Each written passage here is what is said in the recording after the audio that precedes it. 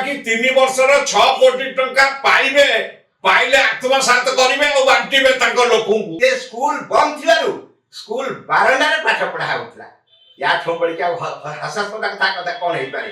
ଦେଖନ୍ତୁ ଉତ୍କଳ ସମ୍ମିଳନୀ ହେଉଛି ଓଡ଼ିଆ ଜାତିର ସର୍ବପୁରାତନ ସପ୍ତାହୀ ମହାନ ଅନୁଷ୍ଠାନ, ଯାହାର ଛତ୍ରଛାୟା ତଳେ ଓଡ଼ିଆ ଜାତି ନିଜକୁ ସଂଗଠିତ କରି ଓଡ଼ିଶା ରାଜ୍ୟ ଗଠନରେ ପ୍ରମୁଖ ଭୂମିକା ଗ୍ରହଣ କରିଥିଲା ଏବଂ ସଫଳ ହୋଇଥିଲା, ଯାହାଫଳରେ କି 1936 ମସିହା ଏପ୍ରିଲ 1 ଦିନ ସ୍ୱତନ୍ତ୍ର ଉତ୍କଳ ରାଜ୍ୟ ଭାଷା ଭିତ୍ତିରେ ସୃଷ୍ଟି ହୋଇଥିଲା। ଆଜି ଆମର ଏଭଳି ଏକ ଦୁର୍ଦିନ ସୃଷ୍ଟି ହେଇଛି ଆସିଛି ଯେ ଆମର ଉତ୍କଳ ସମ୍ମିଳନୀ ବିଭାଜିତ ହେଇଥିବାର ଚିତ୍ର ଆସୁଛି। ଯଦିଓ ଇତିମଧ୍ୟରେ ଗତ ଏପ୍ରିଲ 13 ତାରିଖରେ ଉତ୍କଳ ସମ୍ମିଳନୀର ବିଧିବଦ୍ଧ ଭାବରେ ତାର ସମ୍ବିଧାନ ଅନୁଯାୟୀ ନିର୍ବାଚନ ହେଇସାରିଛି ଭୁବନେଶ୍ୱରର ବୁଦ୍ଧ ମନ୍ଦିର ଠାରେ। ତଥାପି ଯେଉଁ ଲୋକ ପୂର୍ବରୁ ଥିଲେ ଅଦ୍ୱୈତ କୁମାର ପାତ୍ର ମହାଶୟ, ସିଏ ବର୍ତ୍ତମାନ ଯାଇ ସମାନ୍ତରାଳ ଭାବରେ ଦଶପଲ୍ଲାରେ ଏକ ବୈଠକ କରୁଥିବାର ଏବଂ ନିର୍ବାଚନ କରୁଥିବାର ଖବର ଆମର ହସ୍ତଗତ ହେଇଛି, ଯୋଉଠିକି ଦେଖାଯାଉଛି ସେ ଯେଉଁମାନଙ୍କୁ ଖବର ଦେଇଛନ୍ତି ସେଥିରେ କୋଉ ଜାଗାରେ କରୁଛନ୍ତି ନିର୍ବାଚନ ସେ ସଂକ୍ରାନ୍ତରେ କୌଣସି ଉଲ୍ଲେଖ ନାହିଁ। ତେଣୁ ସମ୍ପୂର୍ଣ୍ଣ ଭାବରେ ସେ ସମସ୍ତ ଜିନିଷକୁ ଘୋଡ଼େଇ ରଖି ନିଜେ 13 ବର୍ଷ ହେଲାଣି ସରକାର ଦେଇଥିବା ଉତ୍କଳ ସମ୍ମିଳନୀ କାର୍ଯ୍ୟାଳୟକୁ ସେ ଯାଇନାହାନ୍ତି ଏବଂ ନିଜର ଘରକୁ ଉତ୍କଳ ସମ୍ମିଳନୀ ବୋଲି କହୁଥିଲେ ମଧ୍ୟ ସେଠି ଆପଣମାନେ ଏବେ ଯାଇ ଦେଖି ଆସିବେ ବରଗଡ଼ ବ୍ରିଟ୍ କଲୋନି MB 47 ଯେଉଁ ଘରେ ଉତ୍କଳ ସମ୍ମିଳନୀ ଅଛି ବୋଲି ସେ ଦେଖୁଛନ୍ତି ସାମାନ୍ୟ ବୋର୍ଡଟିଏ ମଧ୍ୟ ଉତ୍କଳ ସମ୍ମିଳନୀ ନାହିଁ, କୌଣସି ଚିହ୍ନବାନ ଉତ୍କଳ ସମ୍ମିଳନୀ ନାହିଁ। କିନ୍ତୁ ଦୁଃଖର କଥା ଉତ୍କଳ ସମ୍ମିଳନୀ ନାଁରେ କୋଟି କୋଟି ଟଙ୍କା ଓଡ଼ିଶା ସରକାରଙ୍କ ପାଖରୁ ଅନୁଦାନ ଆସିଛି। ସବୁଠାରୁ ଦୁଃଖର କଥା ଗତ କୋଭିଡ ସମୟରେ ସେ 1,85,57,000 ଟଙ୍କା ସରକାରଙ୍କ ଠାରୁ ବିଚ୍ଛିନ୍ନାଞ୍ଚଳର ଶିକ୍ଷକମାନଙ୍କର ପ୍ରାପ୍ୟ ବାବଦକୁ ଆଣିଥିଲେ। ଏ ବିଷୟରେ ବିଧାନସଭାରେ ପ୍ରଶ୍ନ ହେଇଥିଲା। ତତ୍କାଳୀନ ମାନ୍ୟବର ବିଧାୟକ ମୁକେଶ ମହାଲିଂ ଏ ବିଷୟରେ ପ୍ରଶ୍ନ କରିଥିଲେ ଯେ କୋଭିଡ କାଳରେ ତ ସମସ୍ତ ବିଦ୍ୟାଳୟ ବନ୍ଦ ରହିଲା, ସେମାନେ ତ ସବୁ ନିୟମିତ ଶିକ୍ଷକ ନୁହନ୍ତି, ସେମାନଙ୍କୁ ପାରିତୋଷିକ ଦିଆଯାଏ, ସେମାନେ କିଭଳି ଏ ଟଙ୍କା ପାଇଲେ? ତତ୍କାଳୀନ ମାନ୍ୟବର ମନ୍ତ୍ରୀ ଉତ୍ତର ଦେଲେ, ବିଧାନସଭାରେ ଉତ୍ତର ଦେଇଛନ୍ତି ଯେ ସ୍କୁଲ ବନ୍ଦ ଥିବାରୁ ସ୍କୁଲ ବାରଣ୍ଡାରେ ପାଠ ପଢା ହେଉଥିଲା। ୟାଠୁ ବଳିକି ଆଉ ହାସ୍ୟାସ୍ପଦ କଥା କଣ ହେଇପାରେ? ଏଇ ବିଷୟରେ ଅଦ୍ୱୈତ ପାତ୍ରଙ୍କ ବିରୁଦ୍ଧରେ ଗୋଟିଏ କେସ୍ ହେଇଛି ଆମର ଓଡ଼ିଶା ମାନେ ଭୁବନେଶ୍ୱର ସିଭିଲ କୋର୍ଟରେ ହେଇଛି। ସେଥିରେ ଅଦ୍ୱୈତ ପାତ୍ର ମହାଶୟ ଉତ୍ତର ଦେଇଛନ୍ତି ଆଫିଡେଭିଟ୍ କରିକି କୋର୍ଟରେ ଯେ ସ୍କୁଲ ବନ୍ଦ ଥିବାରୁ ଆମେ ଅନଲାଇନ ପାଠ ପଢେଇଥିଲୁ, କିନ୍ତୁ ଆମେ ତ ଦେଖିଲୁ ଯେ ଅନଲାଇନରେ ପାଠ ପଢେଇଥିବାର କୌଣସି ସୂଚନା ମଧ୍ୟ ଆସିନି। ଇତିମଧ୍ୟରେ ଆମେ ଅଭିଯୋଗ କଲା ପରେ ସରକାରଙ୍କୁ ଧନ୍ୟବାଦ ଦେବୁ, ସରକାର ଏ ବିଷୟରେ ତଦନ୍ତ କରିଛନ୍ତି ଏବଂ ସେମାନେ ସିଦ୍ଧାନ୍ତରେ ଉପନୀତ ନହେଲେ ମଧ୍ୟ ବର୍ତ୍ତମାନ ପ୍ରକ୍ରିୟା ଚାଲିଛି। ପ୍ରାରମ୍ଭିକ ରିପୋର୍ଟ ଆସିଛି ଯେ ତାଙ୍କୁ ଟଙ୍କା ନ ଦେବା ପାଇଁ କି ସରକାର ନିଷ୍ପତ୍ତି ପ୍ରାୟ ନେଇଛନ୍ତି।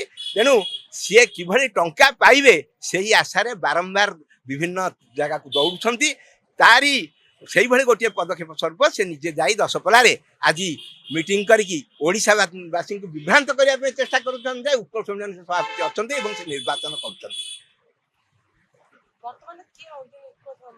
ବର୍ତ୍ତମାନର ଉତ୍କଳ ସମ୍ମିଳନୀ ସଭାପତି ହେଲେ ସୌରଚନ୍ଦ୍ର ମହାପାତ୍ର, ଓଡ଼ିଶାର ସବୁଠାରୁ ଫୌଜଦାରୀ ମକଦ୍ଦମାର ସବୁଠୁ ପ୍ରସିଦ୍ଧ ଓକିଲ ଏବଂ ସେ ବର୍ତ୍ତମାନ ଆମ ଓଡ଼ିଶା ରାଜ୍ୟ ଆଇନ କମିଶନ ଯେଉଁ ଅଛି ତାର ସେ ସଦସ୍ୟ ଅଛନ୍ତି ଏବଂ ଆମର ଉପଦେଷ୍ଟା ଭାବରେ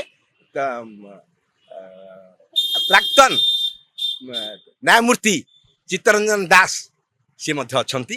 ଆଉ ବହୁ ବିଜ୍ଞ ଲୋକ ମୋ ଡାହାଣ ପଟେ ବସିଛନ୍ତି, ଭୁବନେଶ୍ୱରର ପୂର୍ବତନ ବିଜେପି କଲେଜର ପୂର୍ବତନ ଅଧ୍ୟକ୍ଷ ମହାଶୟ ଅଛନ୍ତି, ଅଶୋକ ଭାଇ ଅଛନ୍ତି ଜଣେ ସମାଜସେବୀ, ଆଉ ଅନ୍ୟାନ୍ୟ ସବୁ କର୍ମକର୍ତ୍ତା ମାନେ ରହିଛନ୍ତି। ତେଣୁ ଏଇ ଗହଣରେ ମୁଁ ଆଜି ଓଡ଼ିଶାବାସୀଙ୍କୁ ବାର୍ତ୍ତା ଦଉଛି, କାଲି ଦଶପଲ୍ଲାରେ ଯେଉଁ ନିର୍ବାଚନ ଫଳ ଆସିବ ତାକୁ କେହି ଗ୍ରହଣ କରିବା ଉଚିତ ନୁହଁ ଏବଂ ସରକାରଙ୍କୁ ମଧ୍ୟ ନିବେଦନ କରୁଛୁ ଯେ ସେ ତାକୁ ଗ୍ରହଣ କରନ୍ତୁ ନାହିଁ। ସରକାରଙ୍କର ଆମର ବାଚସ୍ପତି ମହୋଦୟା ଏବଂ ବିଭିନ୍ନ ମନ୍ତ୍ରୀ ମହୋଦୟଙ୍କୁ ସେ ମଧ୍ୟ ଅନୁରୋଧ କରିଥିଲେ ସେଠିକି ଯିବା ପାଇଁ, ସେମାନେ ସମ୍ମତି ଦେଇଥିଲେ ମଧ୍ୟ ଏ କଥା ଜାଣିଲା ପରେ ସେ ଯିବା ପାଇଁ ପ୍ରତ୍ୟାଖ୍ୟାନ କରିଛନ୍ତି। ତେଣୁ ଏଥିରୁ ଅବସ୍ଥା ଆପଣମାନେ ବୁଝିପାରିବେ ବୋଲି ଆମେ ଆଶା କରୁଛୁ। ଆଜି ଏବଂ ଆସନ୍ତା କାଲି ଉତ୍କଳ ସମ୍ମିଳନୀର 49ତମ ନିର୍ବାଚନ ହେବାକୁ ଯାଉଛି। या पूर्व 2 थर अद्वैत पात्र सभापति ଥିଲେ ଆଜି ଦିନରେ ତାଙ୍କର କାର୍ଯ୍ୟକାଳ ପୁରୀ ଯିବାରୁ ସେ ଆଉ ଥରେ ସଭାପତି ହବାକୁ ସେଠି ଚାହୁଁଛନ୍ତି। ଉତ୍କଳ ସମ୍ମିଳନୀର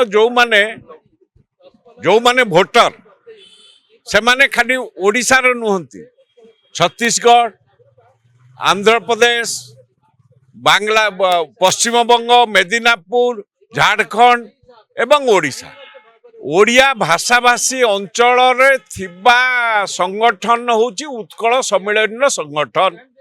ଉତ୍କଳ ସମ୍ମିଳନୀ ପ୍ରତିଷ୍ଠା ହେଇଥିବା ବାବଦରେ ପ୍ରହ୍ଲାଦ ବାବୁ କହିଛନ୍ତି, ମୁଁ ତାକୁ ଦୋହରଉ ନାହିଁ।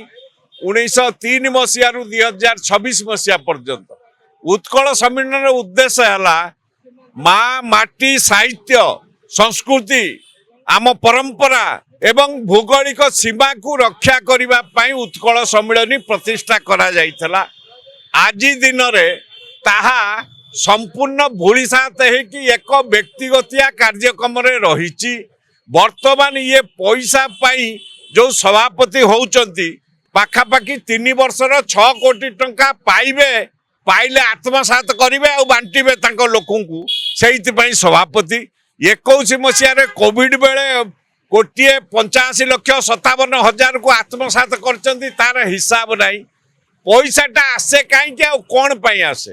ଓଡ଼ିଶା ସରକାର ମାଗଣାରେ ବହି ଦିଅନ୍ତି ପିଲାଙ୍କୁ ପଢ଼େଇବା ପାଇଁ। କୋଉଠି? ଓଡ଼ିଶାରେ ନୁହେଁ, ଛତିଶଗଡ଼ରେ, ଝାଡ଼ଖଣ୍ଡରେ, ଆନ୍ଧ୍ରପ୍ରଦେଶରେ ଏବଂ ମେଦିନାପୁର, ପଶ୍ଚିମବଙ୍ଗରେ ବିଚ୍ଛିନ୍ନ ଅଞ୍ଚଳରେ ସ୍କୁଲ ଅଛି। ଇଏ ଗୋଦାବର୍ଷ ମହାପାତ୍ର ୟାକୁ କରିଥିଲେ, ୟାକୁ ଅଦ୍ୱୈତ ପାତ୍ର କରିନାହାନ୍ତି।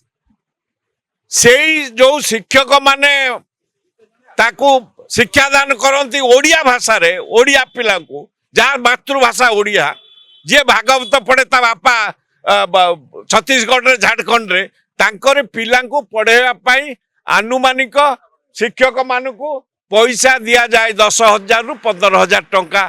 ତା ଶିକ୍ଷକ ସମୁଦାୟ 4ଟି ରାଜ୍ୟର ବିଚ୍ଛିନ୍ନ ଅଞ୍ଚଳରେ ଶିକ୍ଷକ ସଂଖ୍ୟା ହେଉଛି 347।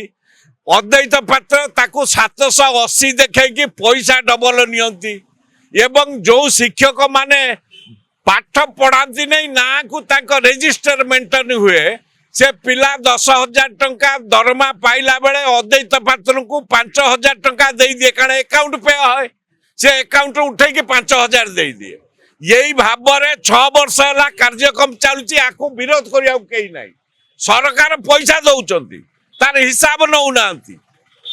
ଏବେ 6 କୋଟି ଟଙ୍କା ବନ୍ଦ ହେଇକି ଅଛି, ସେ ନିର୍ବାଚନ ଭୁବନେଶ୍ୱରରେ କରିବ, କାରଣ ଆନ୍ଧ୍ରପ୍ରଦେଶ, ଛତିଶଗଡ଼, ଝାଡ଼ଖଣ୍ଡ, ମେଦିନାପୁର ଲୋକ ଆସିଲେ ଭୁବନେଶ୍ୱରରେ ଆସିବେ, ସେଠି ନିର୍ବାଚନ ହବ। ତମେ ନେଇକି 10 ଜଙ୍ଗଲରେ କରୁଛ, କୋଉଠି ଝାଡ଼ଖଣ୍ଡ ଲୋକ କିଏ ଦେଖିଛି ଯିବ? ଛତିଶଗଡ଼ ଲୋକ କିଏ ଦେଖିଛି ଯିବ? ତମକୁ କିଏ ଭୋଟର ଦେବେ?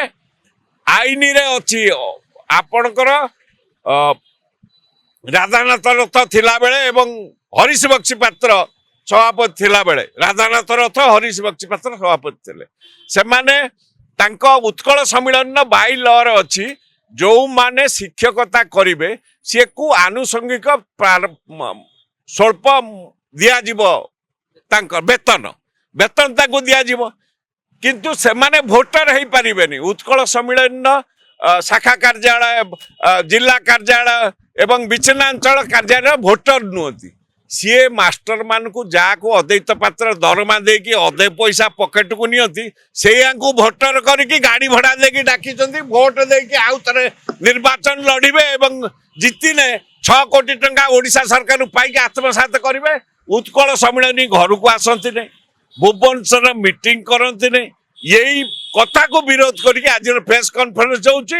ଆମେ ଯିବୁ ଦଶପଲ୍ଲାରେ କୋଉଠି ସେ ସଭା କରୁଛନ୍ତି ତାକୁ ଦେଖିବୁ, ଦେଖିକି ଭାଙ୍ଗିକି ଓଡ଼ିଶା ସରକାରକୁ ଦମୁ। ଇଏ ଉତ୍କଳ ସମ୍ମିଳନୀକୁ ପୂର୍ଣ୍ଣାଙ୍ଗ ସ୍ୱୟଂ ଭଲ ଲୋକ ଯେଉଁମାନେ ମା ମାଟି, ସାହିତ୍ୟ, ସଂସ୍କୃତି, ପରମ୍ପରା ରକ୍ଷା କରିବେ, ଭୂଗୋଳକୁ